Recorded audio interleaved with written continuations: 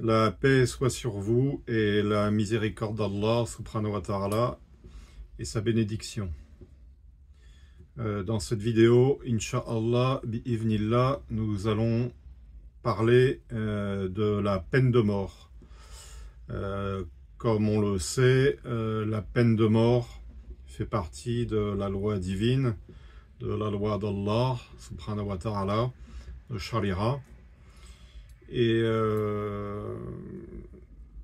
on pourrait se demander pourquoi Allah, Azawajal, qui est miséricorde, qui est le miséricordieux, donc on pourrait se demander pourquoi Allah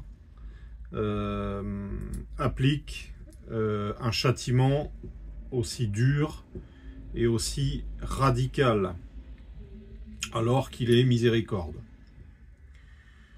On pourrait aussi se demander où est la dimension pédagogique d'une telle sanction, puisque le but d'une sanction, c'est d'éduquer. On doit pouvoir tirer un enseignement de la sanction. Alors, à première vue, ça n'est ni miséricordieux, ni éducatif, ni pédagogique. Alors qu'en fait, ça l'est totalement. Alors pourquoi est-ce qu'on ne voit pas de prime abord la miséricorde et la dimension pédagogique de la peine de mort? Parce qu'on regarde les choses, comme toujours, d'un point de vue terre à terre, d'un point de vue matériel, du point de vue de ad-dunya, de la vie terrestre, de la vie matérielle. Alors que si on prend un peu de hauteur, si on s'élève, et si on considère les choses d'un point de vue céleste, d'un point de vue divin, on perçoit tout de suite la miséricorde de la chose. Alors quand on regarde d'un point de vue terrestre, peine de mort, le coup près tombe, c'est fini. Non. Je veux dire, si on est croyant, on ne peut pas dire que c'est fini. C'est que le début, c'est que le commencement. Puisque après la vie terrestre, comme on le sait tous, quand on est croyant, on sait qu'il y a l'au-delà. Donc,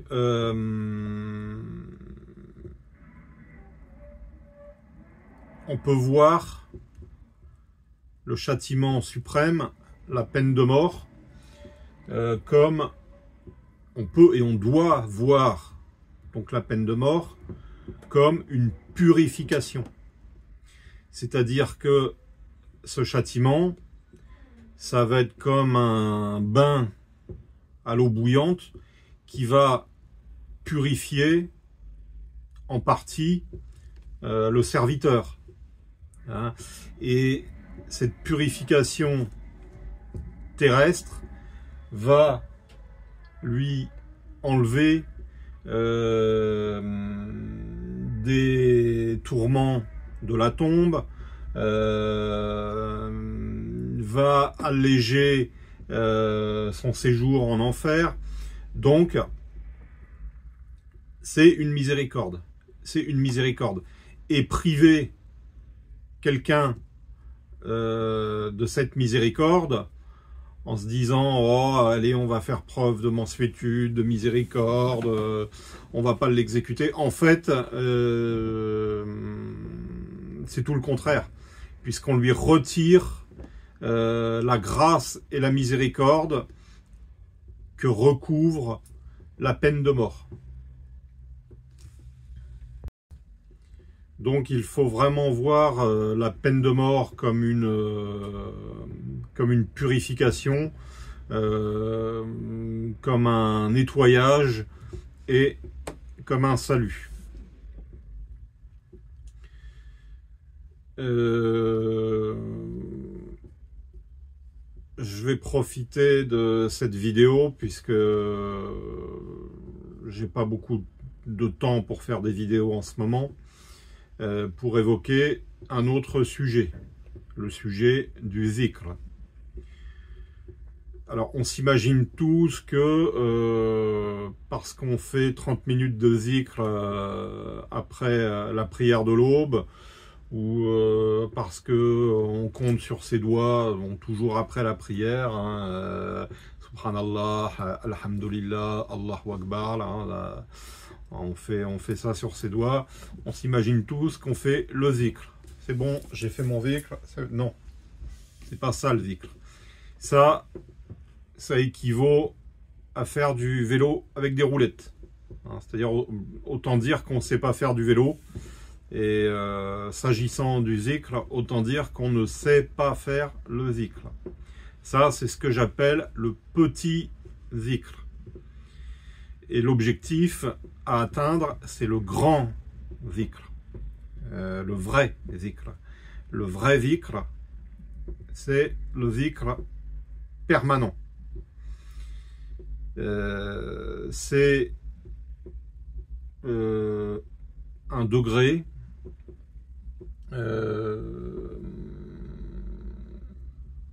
quand on est arrivé à ce degré, ça n'est plus nous qui faisons l'effort pour évoquer Allah, c'est Allah qui nous a totalement envahis, préemptés, et qui se rappelle à nous en permanence. Je veux dire, on est totalement dépassé, submergé, et la présence d'Allah en nous est si forte que j'allais dire on ne la contrôle plus, si tant est qu'on ne l'ait jamais contrôlée, mais voilà, c'est Allah qui s'impose dans tous nos faits et gestes, dans notre façon de respirer, de marcher, et c'est ainsi qu'on réalise le hadith Qudusi. Je suis la main avec laquelle il prend, je suis l'œil avec lequel il voit, etc., etc. Donc on connaît tous ce hadith. Donc ça, c'est le grand zikr.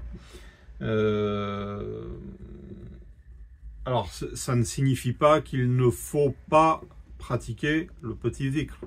Bien au contraire, puisque le petit zikr est ce qui va, à force de répétition, c'est ce qui va donner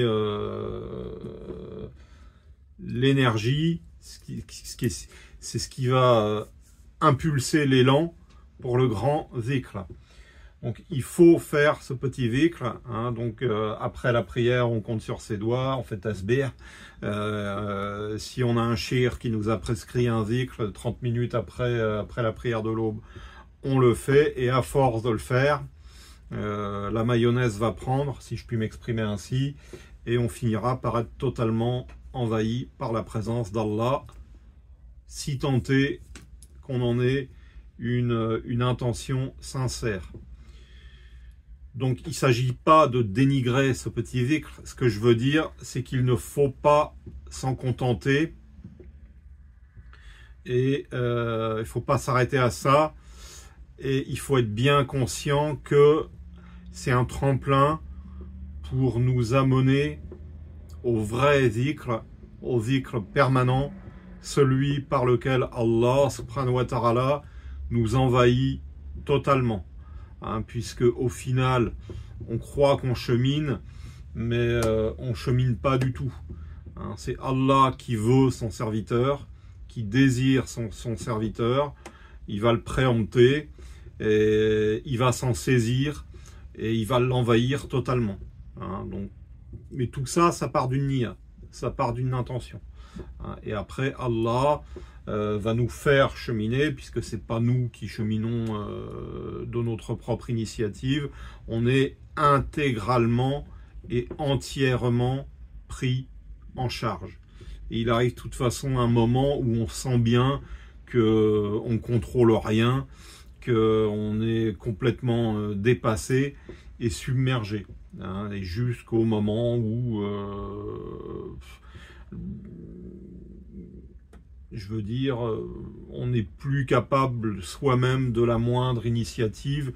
Tout ce qui émane dont notre apparence de personne vient en réalité d'Allah. Tout ce qui pouvait avant venir de l'ego, toutes les manifestations de l'ego, tous les désirs charnels, toutes les pulsions, tous les besoins terrestres sont vraiment réduits à la portion congrue et vitale. Et en fait, il n'y a plus que Allah subhanahu wa ta'ala qui se manifeste. Quand je dis les besoins terrestres sont réduits au minimum vital, c'est-à-dire s'alimenter, faire ses besoins naturels, etc., etc.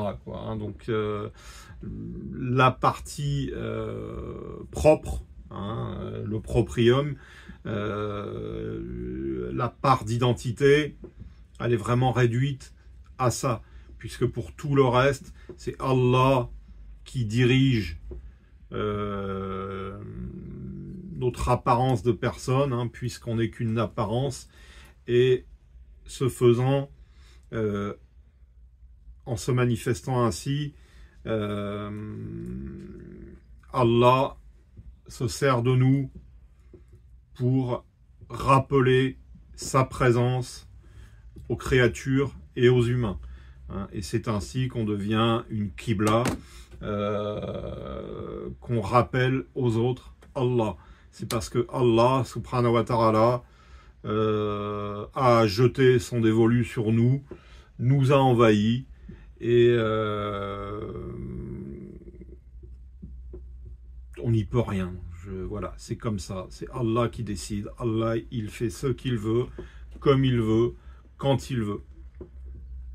Donc, en fait, désirer Allah, c'est faire en sorte que Allah nous désire. Voilà. On est comme des femmes dans un harem, et on fait tout pour attirer son attention et pour être sa favorite, entre guillemets. Voilà, on n'est que des serviteurs.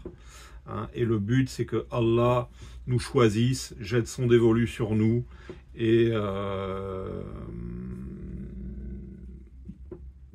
j'ai tout dit. Barakallahu fikum wa jazakumullahu khayran. Subhana rabbika rabbil izzati amma yasifun wa salamun ala al-mursalin walhamdulillahi rabbil alamin. Assalamu alaykum wa rahmatullahi ta'ala wa barakatuh.